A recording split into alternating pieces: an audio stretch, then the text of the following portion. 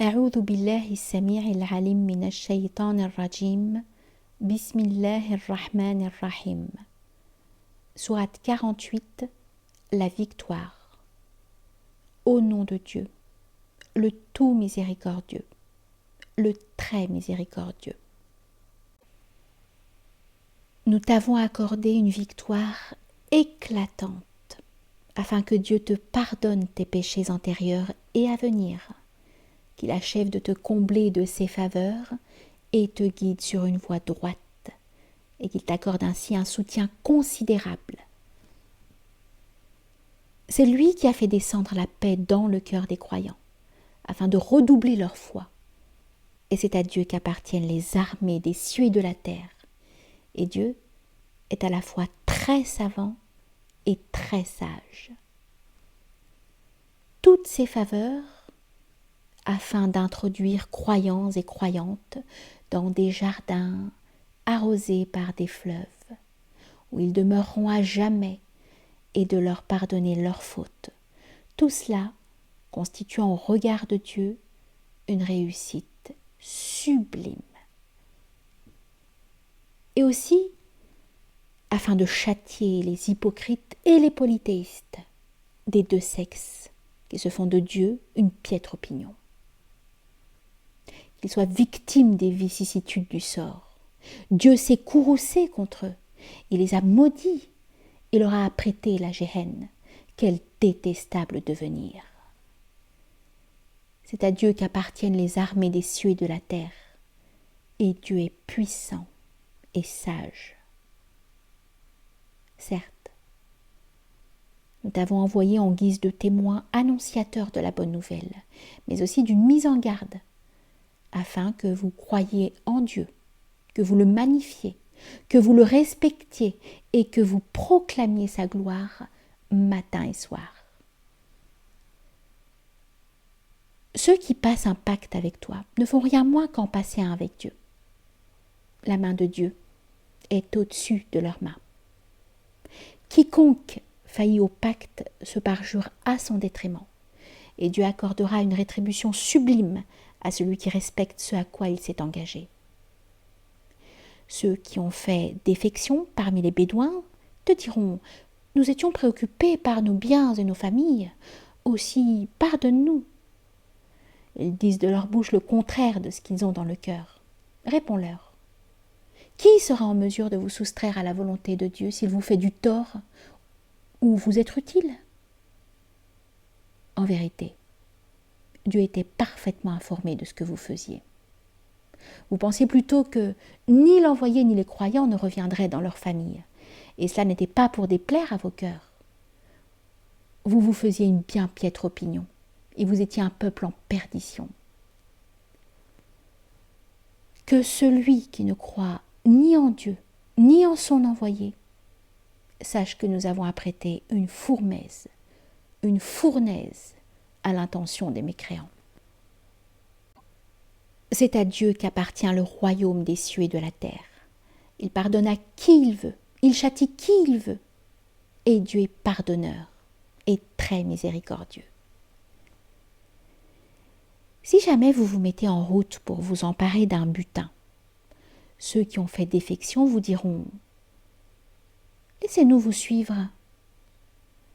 Ils veulent ainsi modifier la promesse de Dieu. Répondez-leur « Vous ne nous suivrez pas. C'est ainsi que Dieu en a décidé auparavant. Ainsi, vous êtes envieux à notre égard, reprendront les Bédouins. Il n'en est rien, mais ils n'ont guère de compréhension. » Commentaire. Dieu avait en effet promis à ceux qui avaient assisté au pacte d'El-Hudaybiyah de remplacer le butin qu'ils espéraient à la Mecque par celui de Khaybar, sans que personne ne puisse s'associer à eux dans l'entreprise. Les Bédouins, planqués, qui n'en convoitaient pas moins le butin, voulurent y participer, modifiant ainsi dans le sens de leurs intérêts la décision divine. Le Coran coupe court à leurs espoirs. Fin du commentaire. Dis aux Bédouins qui ont fait défection, vous serez appelés à combattre un peuple d'une bravoure indomptable. Soit vous les combattez, soit ils se soumettront à l'islam. Si vous obéissez, Dieu vous accordera une belle rétribution. Mais si vous vous dérobez comme vous l'avez déjà fait dans le passé, il vous infligera un châtiment douloureux. L'aveugle, le boiteux, le malade n'encourent aucun blâme à ne pas participer au combat.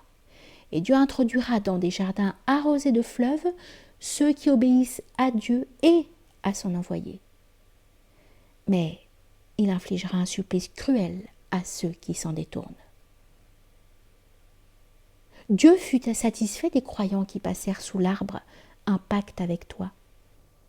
Il savait quels sentiments animaient leur cœur. Il fit descendre sur eux la paix et leur accorda en compensation une victoire dans un bref délai, ainsi qu'un butin considérable dont ils s'emparèrent. Et Dieu est puissant et sage. Il vous fit bénéficier immédiatement du butin de Khaybar et fit renoncer les Mécois à vous porter des coups, cela en guise de signe destiné aux croyants et afin de vous guider sur une voie droite. Il vous accorda aussi d'autres victoires qui n'étaient pas à votre portée, mais à celle de la puissance divine, car Dieu est omnipotent. Si les mécréants vous avaient combattu, ils auraient tourné les talons et n'auraient ensuite trouvé ni soutien ni protection. Telle est la norme divine, sunnat Allah, telle qu'elle fut appliquée dans le passé, et tu ne lui trouveras aucune alternative.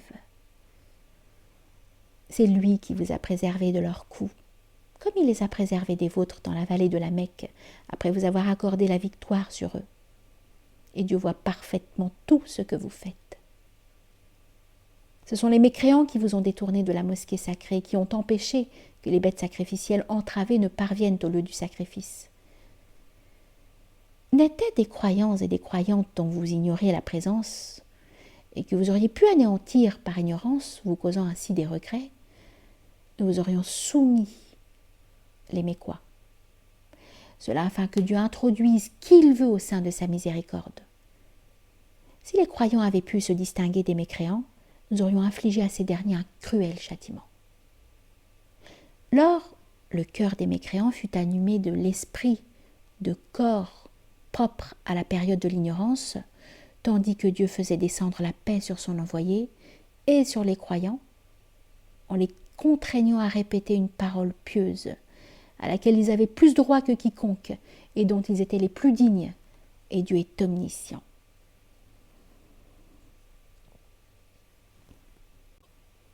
Dieu a confirmé la véracité de la vision de son envoyé. Vous pénétrerez dans la mosquée sacrée, si Dieu le veut, en toute quiétude, après vous être rasés, et sans craindre personne. Il savait ce que vous ignoriez, et vous a accordé au préalable une victoire moins lointaine. Commentaire. Le prophète, alayhi salatu wassalam, avait vu en songe la prise de la Mecque et l'avait annoncé à ses coreligionnaires, qui s'étaient imaginé une victoire immédiate. La réalisation tardive de cette vision, plus d'1 an après, avait même causé quelques doutes chez les plus indécis. Cette victoire sera néanmoins précédée d'une autre, moins lointaine, et Dieu corroborera par le Coran la vision de son envoyé. Fin du commentaire.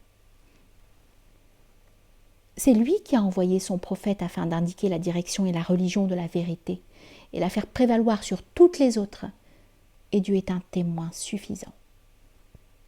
Muhammad est l'envoyé de Dieu, et ceux qui sont avec lui sont inflexibles vis-à-vis des mécréants, et miséricordieux entre eux.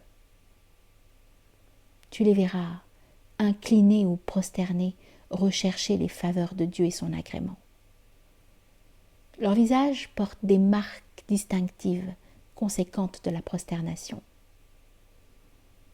C'est ainsi qu'ils sont décrits dans la Torah et dans l'Évangile, tel un plant qui donne naissance à de jeunes épis et les renforce, et dont la tige s'épaissit pour finir par se tenir droite, provoquant l'admiration du cultivateur et l'ire des mécréants.